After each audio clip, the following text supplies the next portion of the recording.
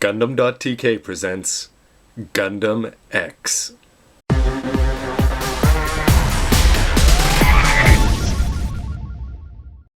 Hey everybody, welcome back. It's Robert184 from Gundam.tk. Continuing my look, this is part 4 of my review of the high-grade after-war Gundam X. Don't forget to check out part 2 for the deboxing and part 3 to see all the parts. But now, let's put this together and see how it stacks up. Putting this together is no problem at all, and little things like there's a little tiny arrow down there pointing forward, they just make it really easy. So you put the legs onto here, and then you'll plug that into the waist armor.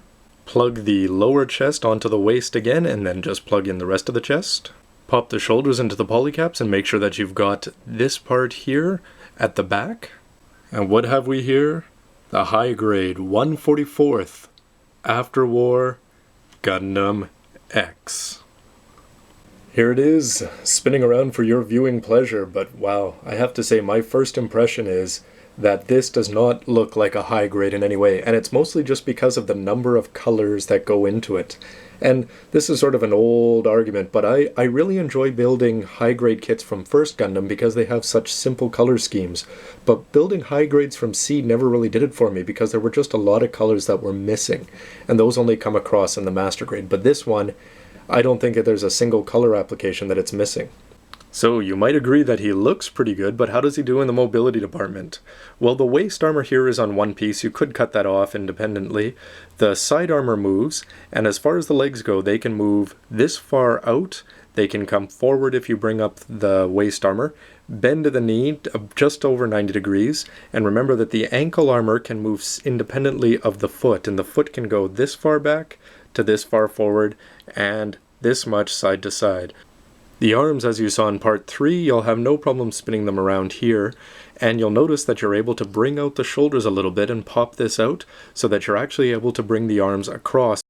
One last really cool feature about the satellite cannon is that you're able to pull out the end, and this is actually the handle for the large size beam saber. And it doesn't look really that big, but compared to a regular thin pink one, I think it looks pretty cool. Let's get to weaponizing, and this is pretty cool. With the backpack, you're just going to put the shoulder Vulcan on here, and when you take a look at the back, you'll notice that there's a channel here, and that's going to be important for keeping the satellite cannon in place. When you build it, you have this gray part sitting straight. Just make sure you line everything up, plug that in, and it's also a bonus that some of these parts are made out of ABS, so you're going to have a lot more strength, which should pay off in the long run. This connection on the back looks pretty solid, so when you plug that in... So here you have it. Based on looks alone, probably my favorite high-grade 144th model ever. I think they got the proportions just right. It doesn't look too big, it doesn't look too skinny, and especially the satellite cannon just seems to fit the overall scheme of it. And I've always been a big fan of Gundam X when it's like this, just because it is asymmetrical, and there's not a lot of asymmetry in Gundam. So this is really one of the unique designs, I think, just to have the blades off to the side like that. And this is something that I'm going to have on my shelf in this mode probably more often than I'd have them with the satellite cannon out.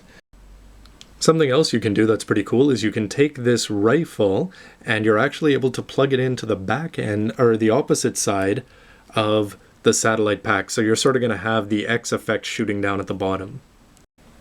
And while it's sort of cool and it brings the Gundam a little more symmetrical looking, at least at the bottom anyway, I think that, while it's a cool storage place, it's not something I'm going to use too much on display. I prefer just the satellite cannon. For size comparison now, one of my favorite parts, we have on the left the high-grade 144th Exia Repair 2, and that's an 18-meter Gundam, and the head is a little bit taller than it is on the high-grade X here, but with the satellite cannon you really do get the effect that the X is a bigger Gundam. And this is not usually a part of my size comparisons, but let's have them spin around. Okay, really, actually, that's not as impressive as I thought it would be. And here's the Gundam X next to my old favorite high-grade kit, the Reborn's Gundam. Bandai, please make a master grade, really.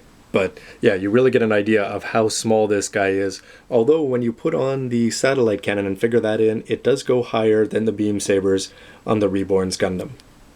Now it's time for some vaguely action poses, and if you swing the shoulder Vulcan over there, no problem with the V antenna on the top, and again you can move this white part a little bit there to get it in just the right place. The manual tells you to take the fist apart when you're putting the beam rifle in, and yeah, everything stays pretty clear, or stays together pretty well, even though it doesn't have a knob. No problem with stability here. And I know I'm reviewing the mobile suit here, not the character, but is there anybody who doesn't like Garrett Rand? Well, anyway, I'm showing my own bias there, but basically with this weapon, you can have him do some really cool poses, and because the shoulders can move in and out and it's got full mobility there, there's pretty much nothing that you can't pull off in terms of the rifle here. And though I'm no good at doing poses, don't hold it against this kit. Really, you're only limited by your lack of imagination, depending on what kind of poses you want to do with it so far. And while I'm not necessarily too crazy about this in shield mode, remember it's got a rifle handle, so I don't really know how useful that is for practicality anyway. But the large size beam saber actually does look really cool and big, and because it's sort of 3D, because it's got these parts that wedge out on the bottom, I'm actually pretty impressed with this, and he'll probably be on display with his beam saber out more often than I figured. But enough of that, you say? You want to see this in satellite cannon mode? Well, so do I. So anyway, to do that, you can follow the directions, but you can just play around with this and figure it out yourself. But basically, you're going to spin this part down to the bottom, and then you're going to rotate the cannon up to the top. And then if you look inside, you can see that this, you're going to have to pull it up and bring it out of the channel and bring that over to about another opposite 45 degrees. Twist that down, and then you bring the whole mechanism up like this, and then you're going to slide the panels into place. When you are fiddling with these panels, you're going to have to be a little bit careful because you can cause the stickers to pop off, but I do like the fact that you don't have to switch them like from this one to this. It's just like they were on a spinning mechanism.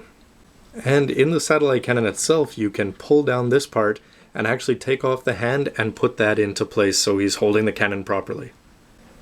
He's got no problem at all sitting on an action base, and I don't care which Gundam series you're a fan of, the Gundam X with its satellite cannon deployed is really one of the truly iconic moments in this whole meta series. Here's a look from a higher angle.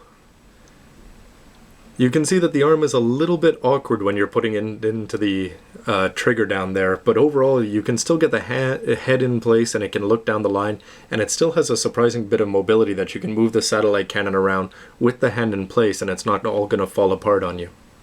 And you're not going to need an action base because with the ankles having good mobility you can put him on the ground, and I've had no weight issues at all with him so far wanting to fall either forwards or backwards, which is a little bit surprising, but in a pleasant way. For hovering mode, you're just going to put all of the mechanisms in the back down to normal, and then you just open these up and then just flip these around compared to satellite cannon mode so that this is now in hover mode with the satellite cannon actually just facing down. And it's a bit of a pleasant surprise because I didn't think I'd be using hovering mode all that often, but it actually looks a little bit cooler than I thought. And it sort of is a good contrast to the asymmetry of the satellite cannon when he's in folded up mode, that you've got a perfectly symmetrical Gundam dashing here with the help of an action base.